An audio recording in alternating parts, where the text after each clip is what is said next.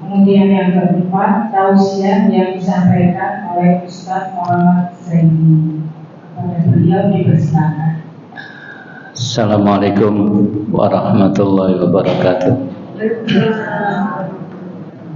Bismillahirrahmanirrahim. Alhamdulillahirabbil alamin.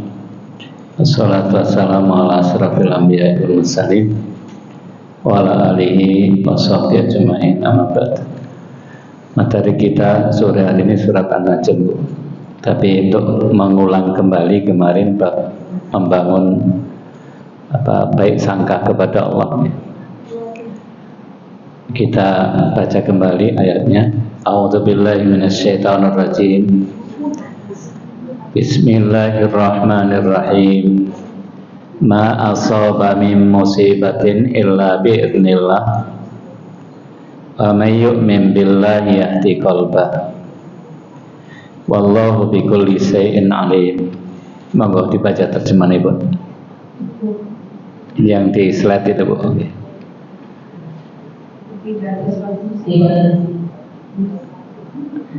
ada satu yang menimpa seseorang kecuali dengan Islam.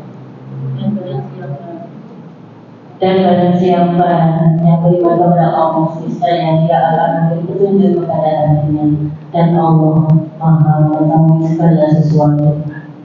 Tidak ada musibah pun, musibah pada diri kita, apa sakit, apa kecelakaan, musibah pada anak.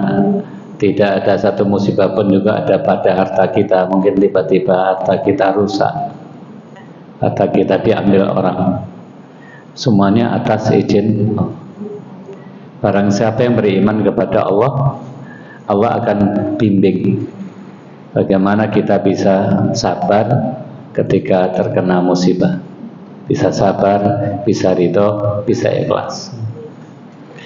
Yang kedua, surat 21-35, kullu nafsin dha'iqatul maut wa nabluukum bis-syarri wal khairi fitnah wa ilaina turja'un. Tiap-tiap yang berjiwa akan merasakan mati. Kami akan menguji kamu dengan keburukan dan kebaikan sebagai cobaan yang sebenar-benarnya, dan hanya kepada kamu kamu dikembalikan. Kalau kita berbicara perjalanan hidup kita, tidak selamanya dalam keadaan baik-baik saja. Tidak selamanya dalam keadaan nyaman-nyaman saja. Okay. Yang sehat satu saat bisa sakit. Yang berkecukupan satu saat bisa disusut rezekinya oleh Allah. Apalagi kalau sudah usia gitu, kadang-kadang tiba-tiba sakit itu datang, kemudian proses sembuhnya juga lama. Ini yang dimaksud bahwa kami akan uji kamu dengan sesuatu yang tidak enak dan sesuatu yang enak, tapi semuanya kembalikan kepada Allah supaya kita bisa kuat menghadapi. Jadi hidup yang senantiasa berubah ya Bu. Baik buruk itu terus berubah. Kondisinya tidak selamanya tetap. Jadi kita menghadapi perjalanan hidup itu yang ada orang yang dalam kondisi mapan tiba-tiba suaminya meninggal, mulai memperbarui lagi. Ada orang yang kondisinya mapan punya anak, lalu anaknya meninggal, ya kan? Masih ingat kemarin ada informasi kereta api tabrakan tiba-tiba meninggal. Ada orang reuni di SMA-nya dulu dari Bali, ketabrak di Lumajang, 15 mati semuanya. Itulah perjalanan hidup yang senantiasa tidak selamanya tetap. Ya. Kalau bahasa Al-Qurannya, kami akan uji kalian dengan yang tidak enak dan yang enak, dan semuanya kembali pada Allah. Ibu kalau sudah mengalami seperti itu, yang harus diingat apa? Yang harus diingat bahwa kalau kita sukses dengan semua perubahan itu, tetap beriman, tetap soleh, maka Allah akan kasih kita surga. Jadi di balik perubahan itu jangan pernah lupa ada surga. Kalau ibu fokus pada dunia, maka dunia ini tidak akan pernah tetap ajak. Mimpi-mimpi kita kan seringkali tidak keturutan ya Bu. Angan-angan kita seringkali nggak di. Tapi kalau ibu konsentrasinya tujuan hidupku adalah akhirat, tujuan hidupku adalah surga, menghadapi perubahan-perubahan dalam hidup itu tetap bisa konsisten, tetap bisa husnul pada Allah. Jadi ingat, saya berikan contoh, saya dapat hadiah, informasi dapat hadiah, akan datang hadiah itu dikirim dalam bentuk bungkusan, bingkisan, tapi hadiahnya sangat mahal. Bingkisannya dua, satunya bagus, satunya tidak bagus. Bagi saya bungkusan bungkus bagus atau tidak bagus tidak penting. Yang terpenting adalah hadiah. Bagi kita diuji dengan kaya, itu haknya Allah. Diuji dengan miskin, itu haknya Allah. Diuji dengan sakit, itu haknya Allah. Diuji dengan sehat, itu haknya Allah. Tidak mungkin kita sehat terus, tidak mungkin kita kaya terus. Tapi yang terpenting hidup ini, kita mendapatkan hadiah Allah, surganya itu. Jadi fokuskan akhirat, jangan fokuskan dunia. Kalau ibu fokuskan dunia, maka ibu akan banyak menyesali diri. Kalau fokuskan akhirat dalam kondisi apapun, kita tetap dalam keadaan tegar dan baik. Ini yang dimaksud di dalam hadis. Monggo baca hadisnya Bu. Nggih, monggo hadisnya dibaca. Hadis Sahih Muslim 5319 dari Suhaib berkata, Rasulullah Shallallahu Alaihi Wasallam bersabda, perkara orang mukmin mengagumkan, sesungguhnya semua perihal baik dan itu tidak dimiliki seorang pun selain orang mukmin. Bila terdapat yang bersyukur dan syukur itu baik baginya, dan bila tertimpa musibah dia bersabar dan sabar itu baik baginya. Jadi mukmin itu hebat menghadapi perkara hidupnya. Itu tidak dimiliki kecuali orang beriman saja. Gimana caranya kok bisa hebat? Kalau dia dapat nikmat pandai bersyukur, itu baik. Kalau dia dapat musibah pandai bersabar, sama-sama baik. Orang sehat bersyukur masuk surga, orang sakit bersabar masuk surga. Sama nggak surganya? Yang terpenting surganya atau surganya itu. Dalam kondisi apapun kita mudah-mudahan bisa kumpul di surga bersama ya. Nah, orang sedih karena masa lampau yang tidak enak terungkap kembali. Orang takut karena masa yang datang. Suaminya di PHK kadang-kadang takut ya. Anak-anak biayanya kayak apa? Suaminya sakit-sakitan takut juga ya. Suaminya mau pensiun juga takut. Anaknya belum selesai ya. Ngatasi takut. Takut itu muncul karena masa depan. Masa depan itu satu belum jadi milik kita, yang kedua masih gaib, yang ketiga banyak kemungkinan. Maka Islam mengajari kita supaya menyiapkan ridho. Itu yang ibu tadi baca, roti itu billahi robba wabil islami. Jadi belum kejadian kita sudah ridho kalau Allah tetapkan untuk hari esok kita. Berbicara sabar, kita berbicara sabar. Yang harus kita pahami, orang bisa sabar itu bukan dari dirinya, ansih dari dirinya sendiri. Tapi sabar itu pemberian dari Allah.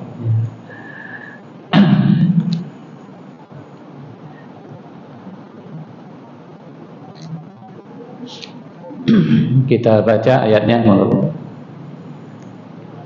Sabarlah dan dia adalah kesabaran itu mengatakan pertolongan Allah. Dan janganlah kamu bersedih hati terhadap kekafiran mereka, dan janganlah kamu bersedih terhadap apa yang mereka kerjakan. Wasbir wa ma sabruka illa billah. Dan bersabarlah, dan tidaklah sabarmu itu melainkan dengan pertolongan Allah. Ya.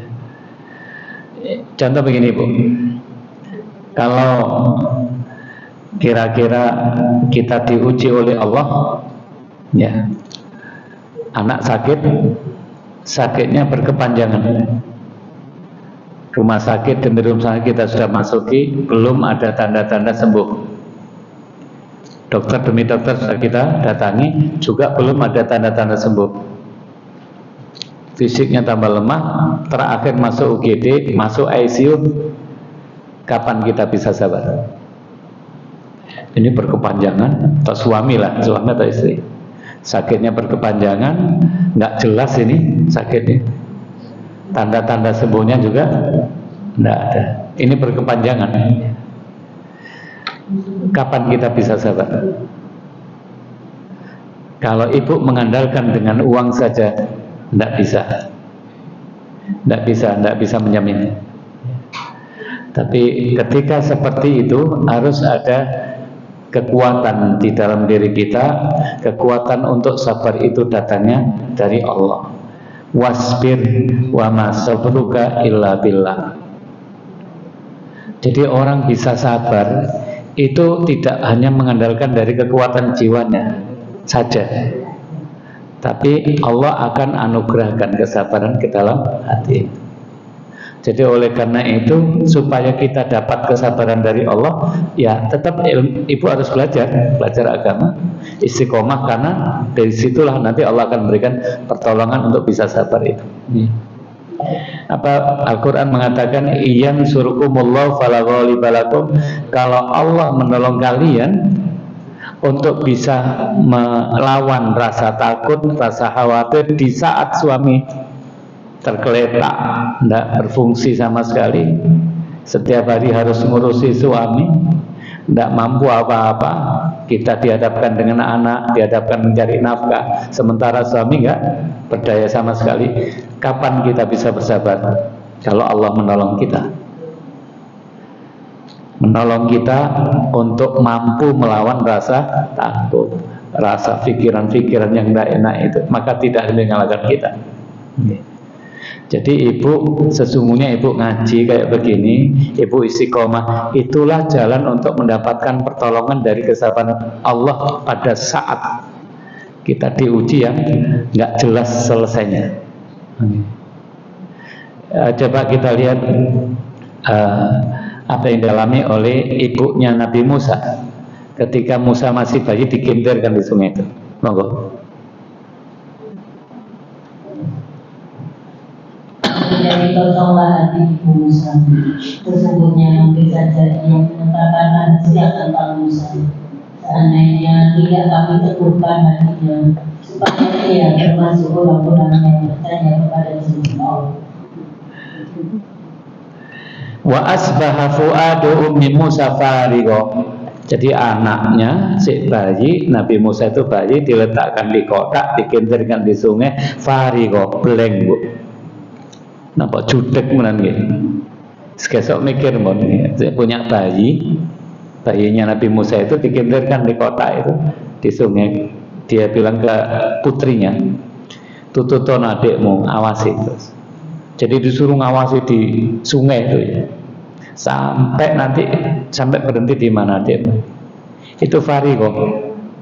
Jadi artinya kosong, blank. Nah, sampai kemudian Nabi Musa di istana, atas izin Allah Musa nggak mau netek nyusui selain dari ibunya sendiri kan. Yang mengusulkan supaya bayi ini dibawa ke ibunya asli siapa? Ya mbaknya Nabi Musa itu. Nggak ketahuan ya, rahasia itu disimpan betul bu. Karena apa? Allah yang ngasih. Itu dari hartanya atau dari kekuatan fisiknya? Enggak, tapi dari Allah. Itu yang dimaksud sabar billah. Sabar itu datangnya dari Allah, dengan pertolongan Allah. Bagaimana kita supaya dapat kesabaran itu? Ya ibu lurus mencari ilmu Allah, menuntut ilmu ya, kemudian taat kepada Allah. Itu sama dengan ketentraman dan ketenangan. Tenangnya hati, tentramnya hati dari Allah. Allah yang neguhkan, Allah yang menetapkan. Kisah yang lain, kisahnya Nabi Yakub, monggo. Mereka datang membawa baju gamisnya yang berlumuran dengan darah palsu. Yakub berkata, sebenarnya dirimu sendirilah yang memandang baik untuk perbuatan yang buruk itu. Maka kesabaran yang baik itulah kesabaranku. Dan Allah adalah yang memohon pertolongan atas apa yang kamu terlihat. Nabi Yakub diuji oleh Allah dengan perilaku anak-anaknya yang iri dengan Yusuf. Pak, Yusuf tak ajak keluar bermain-main gitu. Bapaknya kan sudah tidak bolehkan, jangan. Sudahlah, izinkan kami untuk membawa Yusuf, karena tahu Nabi Yakub ini mau pasti nanti akan melakukan makar. Dibawa keluar, dimasukkan ke dalam sumur. Begitu pulang, apa kata anak-anaknya? Yusuf sambil nangis-nangis gitu, Yusuf dimakan sama serigala, maaf kami tidak bisa menjaganya. Padahal bapaknya tahu persis bahwa itu adalah rekayasa yang dilakukan oleh anak-anaknya. Ujian besar nggak itu, Bu? Apa kata Nabi Yakub? Fasobrun jamil, kesabaranku adalah kesabaran yang baik. Tapi kesabaran itu datangnya dari Allah. Wallahu al-musta'anu ala ma tasifun. Jadi sekali lagi, hidup kita tidak selamanya nyaman-nyaman saja. Ketika hidup kita tidak nyaman, ingat akhirat. Karena itu kekuatan, karena itu ujian. Bagaimana supaya sabar? Sabar tidak muncul dengan sendirinya dari hati kita, tapi sabar itu muncul dari Allah. Karena sabar itu muncul dari Allah, tetap lurus di jalan Allah ibadahnya, membangun ibadah baik, mencari ilmu agama yang ajak. Lalu yang terakhir, kalau ingin bahagia, sumbernya rahmatnya Allah. Kalau ibu dapat limpahan rahmat Allah, maka ibu akan bahagia. Surat Yunus ayat 58, monggo. Dengan karunia Allah dan rahmatnya, dalam dengan itu kita berbahagia. Karena karunia Allah dan rahmatnya itu adalah lebih baik dari apa yang mereka kumpulkan. Qul bi fadlillahi wa bi rahmatihi fa bidzalika falyafrahu. Supaya bangga, supaya bergembira dengan karunia Allah dan rahmatnya. Ini perintah, Bu. Apa yang dimaksud karunia Allah? Iman. Supaya bergembira dengan iman. Apa yang dimaksud rahmat di ayat ini? Al-Quran. Supaya bergembira dengan Al-Quran, karena Al-Quran itu rahmat Allah. Jadi ibu ngaji ini dapat limpahan rahmat dari Allah. Perintah Allah supaya bergembira. Jadi ngaji itu harus ditata hatinya rindu bergembira, karena kita sedang belajar agama Allah, ingin dapat rahmatnya. Nah, karakter dari rahmat Allah, surat 35 ayat 2, monggo.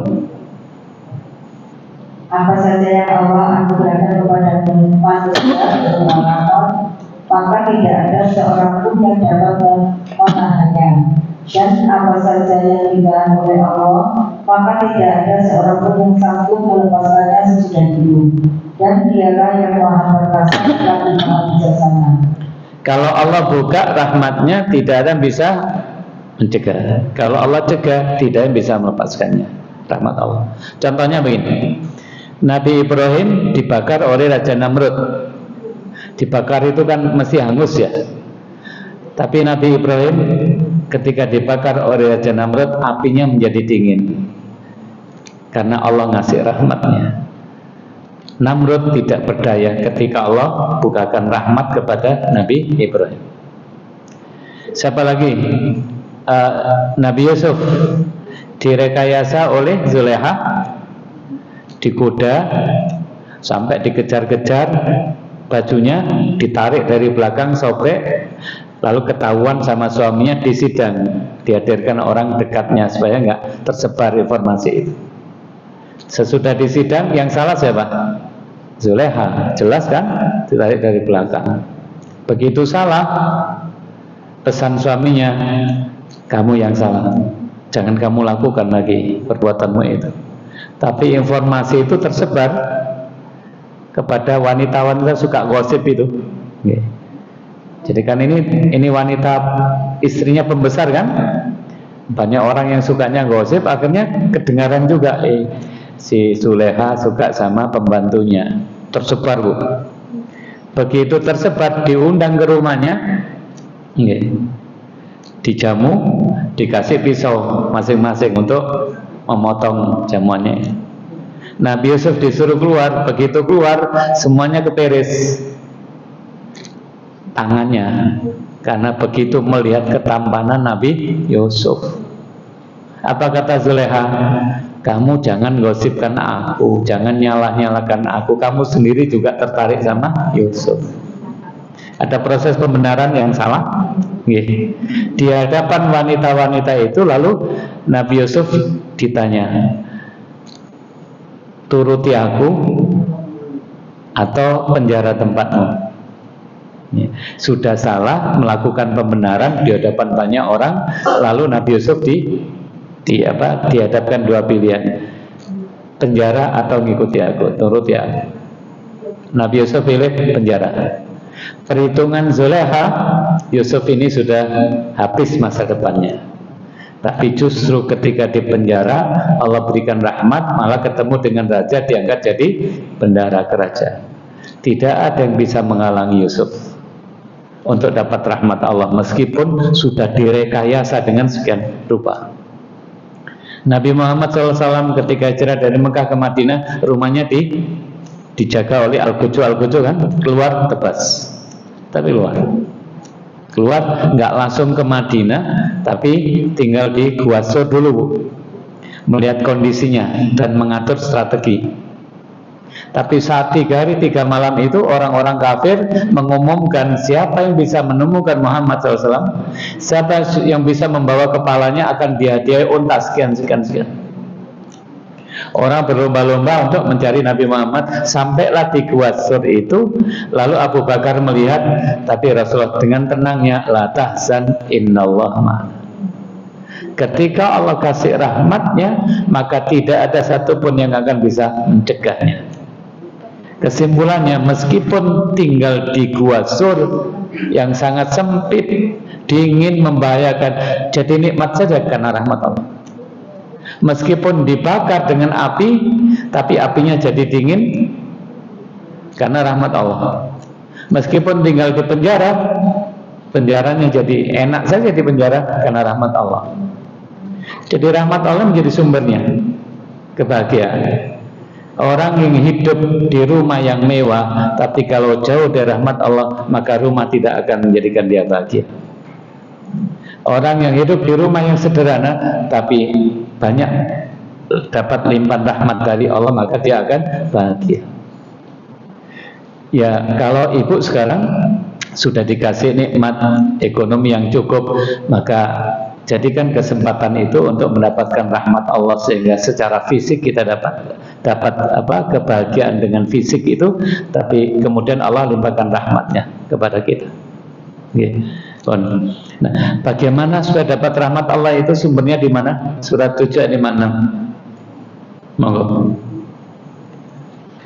Dan janganlah kamu membuat kerusakan kamu sesudah Allah memperbaikimu, dan berdoa kepadanya dengan rasa takut, tidak akan diterima, dan harapan akan dikabulkan. Sesungguhnya rahmat Allah amat dekat kepada orang-orang yang berbuat baik. Yang terakhir ini Bu, inna rahmatallahi qaribum minal muhsinin. Sungguhnya rahmat Allah amat dekat kepada siapa? Orang yang berbuat baik. Yang berbuat baik. Di surat Ar-Rahman surat 55 ayat 60 apa? Hal jazaul ihsan illal ihsan. Hal jazaul ihsan illal ihsan. Tidak ada kebaikan yang ibu lakukan melainkan pasti dibalasi baik juga oleh Allah, sekecil apapun kebaikan. Ihsan ini siapa saja yang kita baiki, urut-urutannya ya. Nanti ibu bisa lihat di surat 4 ayat 35. Coba dibaca dulu surat 4 ayat 35 apa Bu?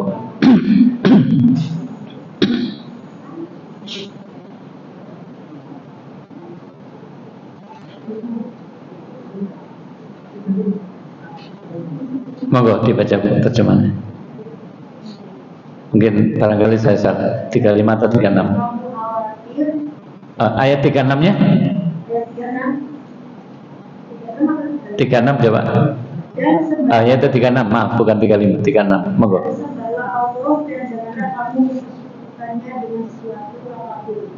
dan berbuat baiklah kepada kedua Berbuat baik pada siapa itu? orang tua.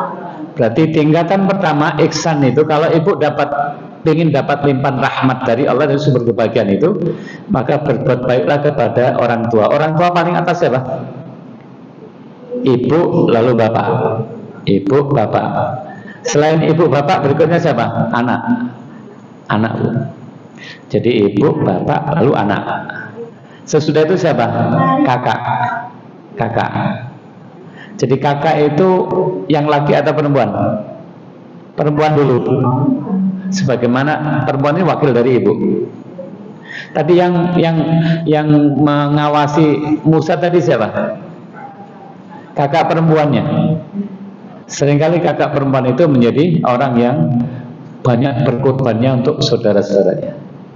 Maka kakak perempuan posisi sesudah anak itu kakak perempuan, lalu kakak laki-laki, baru yang lain menyamping. Sesudah itu dilanjutkan ayatnya bu. Nah baru tarik berapa? Ya sekitar. Terus anak yatim, orang miskin, ya. Terus teman sejawat siapa? Oke, sebentar teman sejawat siapa? Teman sejawat bisa teman-teman ibu atau bisa suami istri. Ya. Suami istri teman sejawat kan setiap hari ketemu. Terus bu. Dan hamba sahaya yang kamu miliki. Ibu Allah tidak menyukai orang yang sombong dan membanggakan. Untuk itu silaturahim itu ibadah tertinggi dari ibadah muamalah. Jadi hablum minallah itu tauhid tertinggi ya. Tapi untuk muamalah tertinggi silaturahim. Silaturahim termasuk birrul walidain. Birrul walidain termasuk silaturahim, menyambung hubungan kasih sayang. Yang paling tinggi kan orang tua. Kalau kita pengen dekat dengan rahmat Allah, sambungkanlah kasih sayang tadi itu. Itu di antara hadis, barang siapa yang menebarkan kasih sayang di bumi, maka dia akan dapat limpahan kasih sayang yang ada di langit. Itu yang dengan surat 55 ayat 60, hal jazaul ihsan ilal ihsan. Tidak ada kebaikan sekecil apapun yang dilakukan oleh manusia, pasti Allah juga akan berikan kebaikan kepadanya. Termasuk juga baik sama hewan kan?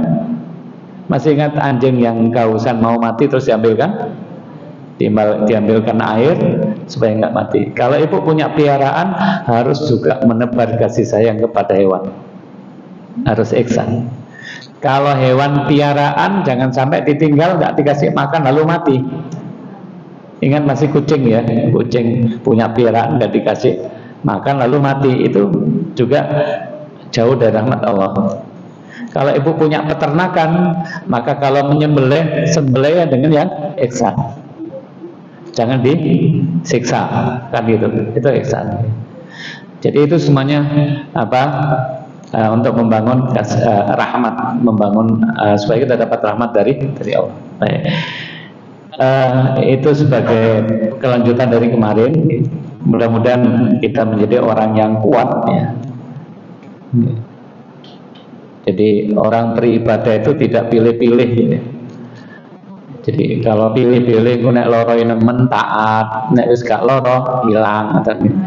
Itu kan taatnya dibangun karena apa bu? Karena hitung-hitungan dunia okay. Ada pamrihnya. Jadi kita taat kepada Allah dalam kondisi apapun, perubahan apapun, kita tetap berjuang, ingin tetap adil, karena yang kita targetkan adalah surganya Allah dan ridhonya. Surat An-Najm, surat 53. Surat ini turun pada urutan ke-23 sesudah surat Al-Ikhlas. Surat 53 dari awal ibu. Ini aplikasinya belum terinstall di laptop ini. Ada Quran gitu, ada Quran gitu. Di sini ada Quran, saya minta pinjam satu nih Quran.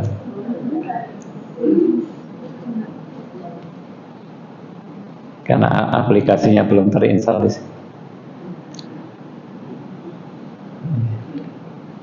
Surat 53. A'udzubillahi minasyaitonir rajim. Bismillahirrahmanirrahim. Wan najmi idza hawa ma dhalla sahibukum wa ma ghawa wa ma yantiqu 'anil hawa in huwa illa wahyu yuha. Wan najmi apa artinya? Demi bintang. Idza apabila hawa terbenam. Wan najmi apa artinya, Bu? Demi bintang. Idza apabila hawa terbenam. Ma dhalla ma tidaklah. Dhalla sesat. Dhalla itu sesat. Tidaklah sesat. Sahibukum kawanmu. Kawanmu. Wa dan ma tidaklah ghawa. Dan tidak pula dia keliru. Dan tidak keliru. Wa ma yantiku, wa dan ma di sini bukan tidak tapi apa yang maaf tetap artinya tidak ya. Wa dan ma tidaklah yantiku dia berucap, yantiku dia berucap anil hawa dari hawa nafsunya. In huwa in tidaklah huwa dia ucapannya ini. In huwa tidaklah huwa dia, yang maksud dia di sini ucapannya illa kecuali wahyun, wahyu yuha yang diwahyukan. Okay. Monggo dibaca ayat 1 sampai 4 terjemahnya. Demi bintang ketika terbenam, kawanmu Muhammad tidak sesat dan tidak pula keliru, dan tidaklah yang diucapkannya itu Al-Quran menurut keinginannya. Tidak lain Al-Quran itu adalah wahyu yang diwahyukan kepadanya. Ya, sudah sampai situ nih. Ayat 1 apa, Bu? Wan najmi idza hawa. Apa artinya? Demi bintang apabila terbenam. Ayat kedua, tidaklah kawanmu sesat dan tidak keliru. Kawanmu di sini siapa? Nabi Muhammad. Mengapa disebut kawan?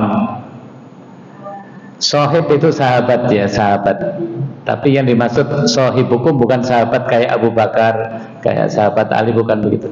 Tapi sohibukum ini adalah Rasulullah hidup mulai anak-anak sampai usia 40 tahun di tengah-tengah tetangga-tetangganya.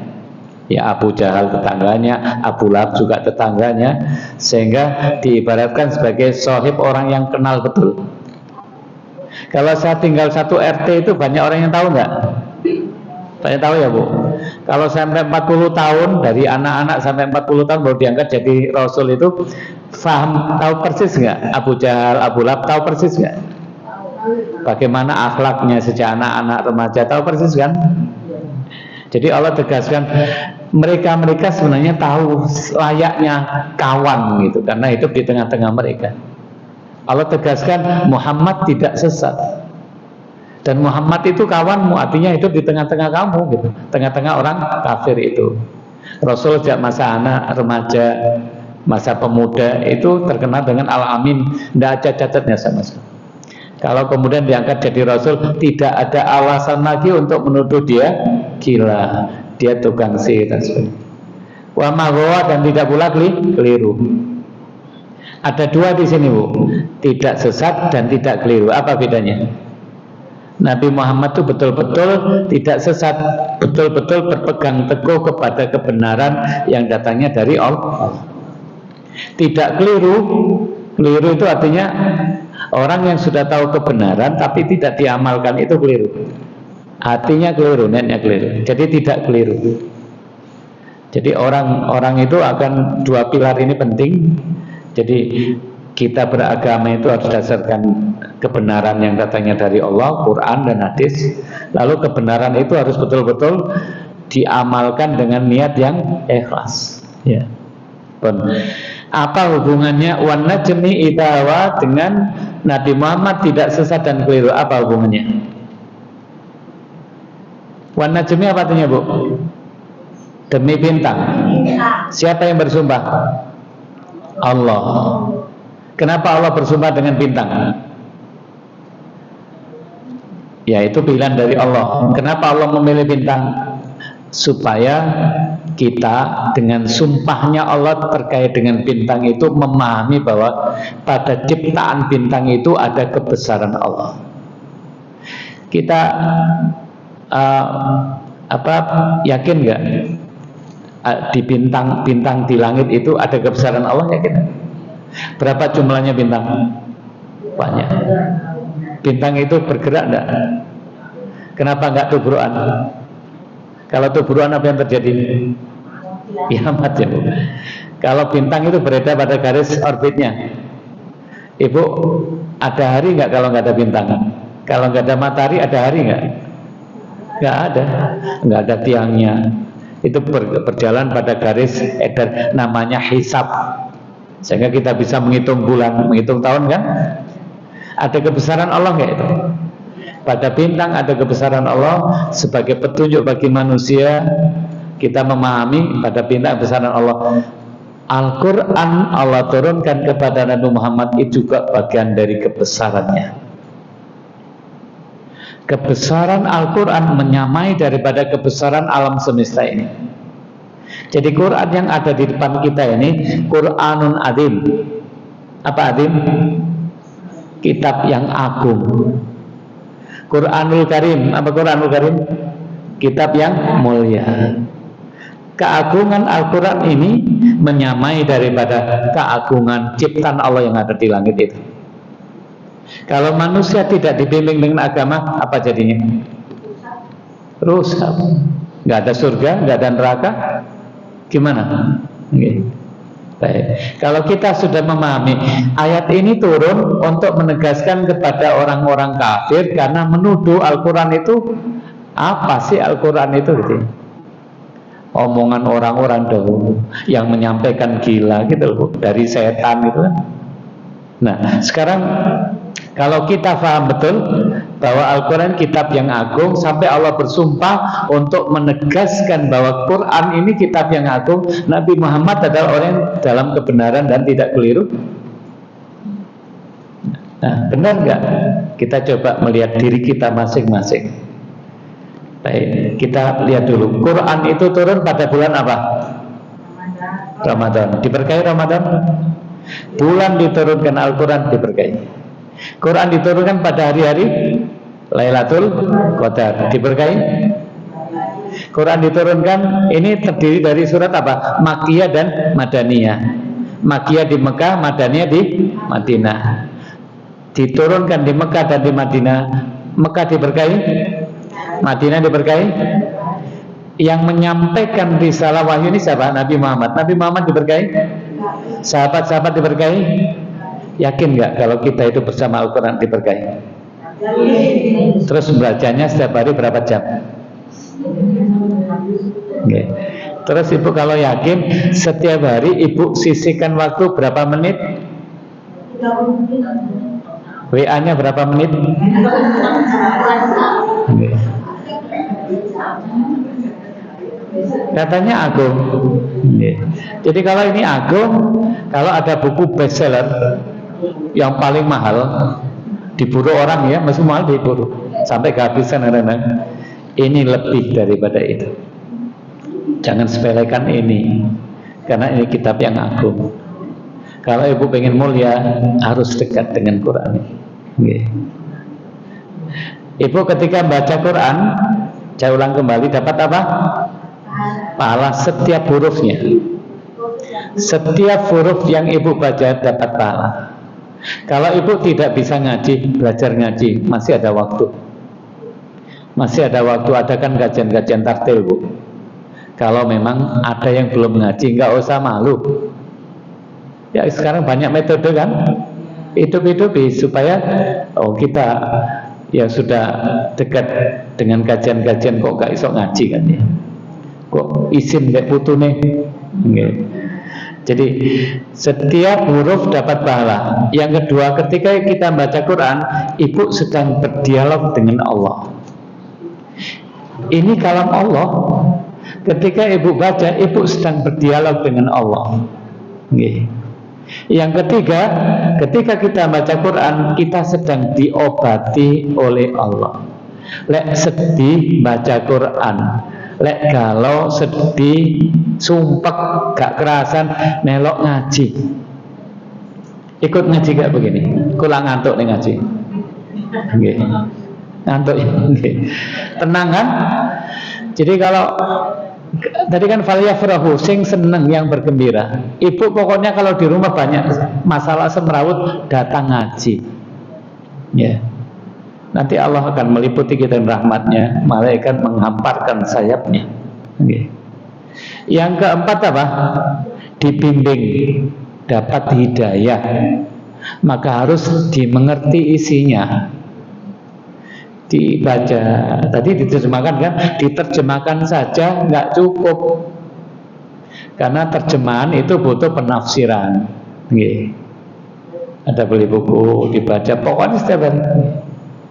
Lalu yang ketiga, pengen dibentuk oleh Allah, maka kita pengen beramal dengan Al-Quran supaya akhlak kita akhlak Al-Quran. Karena ketika Aisyah ditanya, ya wahai Aisyah, bagaimana akhlak Rasul? Ya Quran itu. Ibu nanti nggak akan terasa, dengan ngaji akan terbentuk. Yang membentuk siapa? Allah. Itu namanya sibghoh. Sibghoh, dicelup dengan celupan Allah. Okay. Ini cat ini, macam-macam catnya ya. Jadi indah ya Bu. Sampai orang ini catnya cocok gini. Ini cat yang dibuat oleh manusia. Tapi Ibu lihat bunga-bunga yang ada di sekitar kita. Saya ngecat siapa? Allah. Lebih indah mana? Yang asli ya. Jiwa kita akan disibghoh oleh Allah, dicelup oleh Allah ya dengan Al-Quran ini. Yakin nggih? Jangan sampai ada perasaan aku luwes ngaji kok uripku gak enak ae lah. Itu artinya ibu berburuk sangka kepada Allah. Anak saya harus saya perjuangkan untuk menutup auratnya kalau sudah dewasa. Saya sebagai orang yang aktif di kajian-kajian, maka anak saya juga harus menutup auratnya. Jangan ada perasaan nek nutup aurat engko angel jodone lah. Kalau ibu prinsipnya seperti itu, di mana Allah? Lalu janji Allah di mana? Jangan takut nggak dapat jodoh. Jodoh itu rahasia Allah. Pasti nanti Allah akan pertemukan. Wono ndolekno jodoh nyelumwi mat gak tadi yang arah tiba-tiba terus ketemu jadi gitu gitu. Jadi yakin, harus yakin. Ma dalla sahibukum wa ma ghawa. Jadi dua ayat dulu. Wa ma yantiqu anil hawa, apa yang disampaikan oleh Muhammad, Nabi Muhammad bukan dari hawa nafsunya. Kalau Al-Quran itu wahyu langsung kalamnya dari kalam Allah ya Bu. Setiap huruf dapat pahala kan? Tapi ada selain Al-Quran yang termasuk wahyu apa? Hadis Nabi. Cuma bedanya hadis Nabi dengan Al-Quran, setiap hurufnya nggak dapat pahala kalau hadis. Kalau ibu membaca Quran ada tajwidnya ya, yang tiku kan gitu ya, ikhfa. Tapi baca hadis nggak usah ditajwidkan. Masalah itu nggak usah dilakukan, karena hadis itu ya hadis ya biasa bahasa Arab itu. Tapi karena hadis ini dari perbuatan Rasulullah, dari ucapan sangat banyak, maka kemudian ada yang disimpangkan oleh orang-orang yang tidak suka sama Islam. Maka ada penelitian, ini hadis sahih, ada hadis dhaif lemah. Nah, untuk belajar hadis dhaif lemah ini ada ahlinya, karena hadisnya banyak ribuan Bu.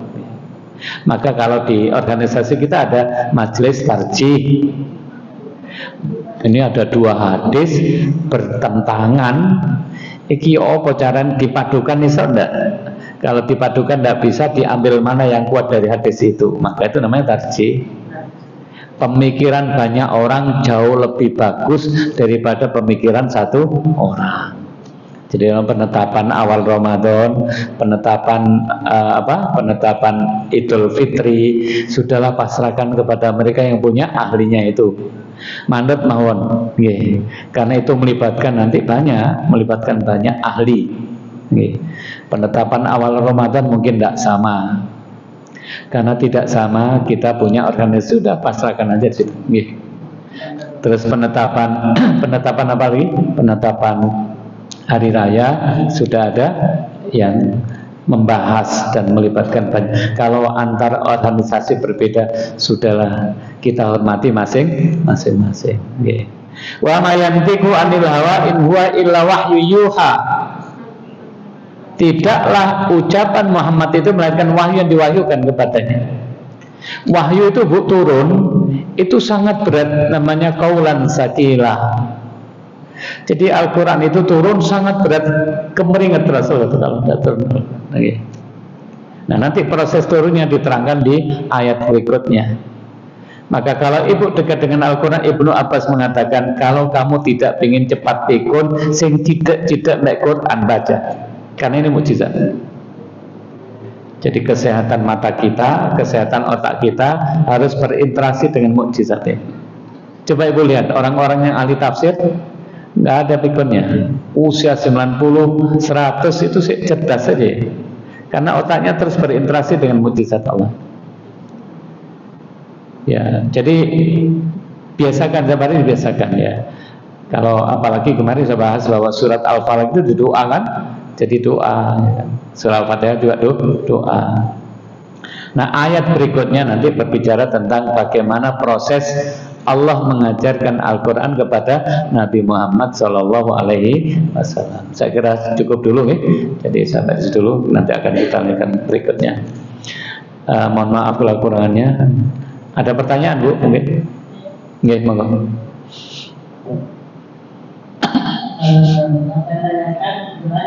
Kemarin sudah bulan Rajab ya. Nggih. Terus itu banyak teman-teman atau yang puasa 1 minggu di awal bulan Rajab. Apakah itu ada hadisnya? Kesimpulannya untuk Rajab ini, tempatkan bulan Rajab sebagai bulan hurum ya. Bulan hurum. Jadi bulan hurum, bulan-bulan yang dimuliakan oleh Allah, perbanyak puasa sunnah gitu aja Bu ya. Jadi biasanya Senin Kemisnya agak lemah, dikuatkan. Biasanya puasa 3 hari 1 bulan kok bolong-bolong, dikuatkan. Ibu memahami puasa 1 bulan 3 hari 1 bulan itu tidak harus 13, 14, 15. 13, 14, 15 itu yang utama. Tapi kalau ibu pas hari itu berhalangan, maka tidak harus itu. Pokoknya 3 hari. Jadi kalau sekarang puasa Senin, terus Kamis, besoknya Senin lagi, terus 3. Itu sama dengan puasa dahar. Karena 1 hari dihitung 10. Kalau 3 kali berarti 31 bulan. Kalau 3 hari setiap bulan berarti sama dengan puasa terus. Untuk hadis-hadis yang tentang berbicara puasa, keutamaan puasa di bulan Rajab, hadisnya hampir-hampir semuanya dhaif. Jadi oleh karena itu, tetap karena ini bulan hurum, ibu perkuat kembali puasa sunahnya. Ya kalau mampu Daud ya puasa Daud, lek mampu poso ndak itu loh. Jadi begitu. Begitu ya Bu. Nggih, monggo.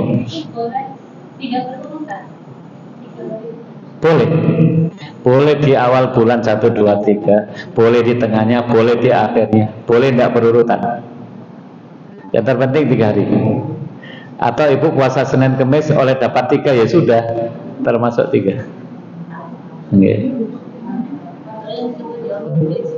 Ya untuk bid itu hanya 13, 14, 15 ya.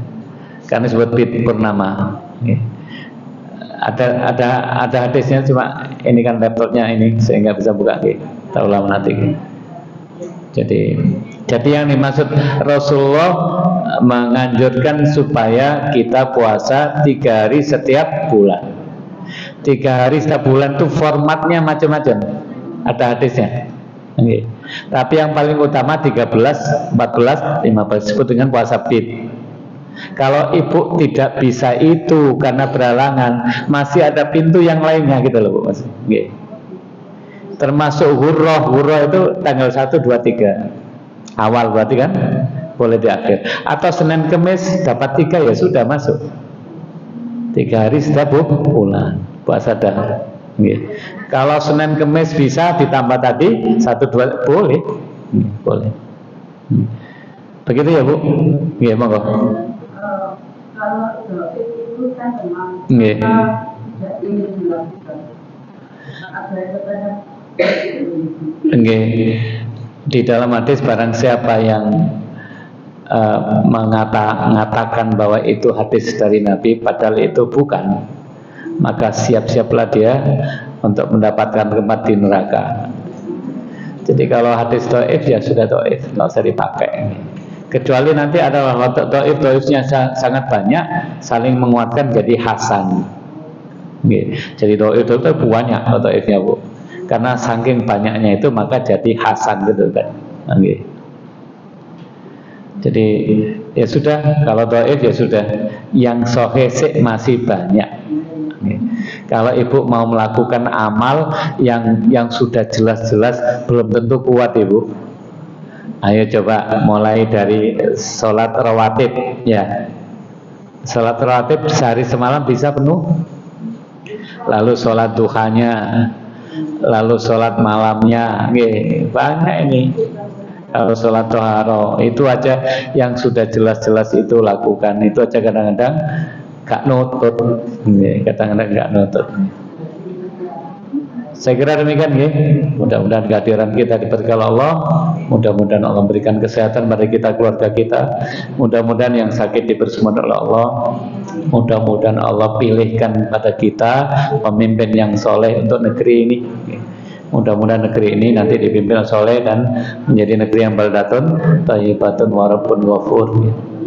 Kita tutup dengan doa kafaratul majlis. Subhanallah bihamdika asyhadu an la ilaha illa anta astaghfiruka wa atubu ilaik. Billahi taufiq wal hidayah. Assalamualaikum warahmatullahi wabarakatuh.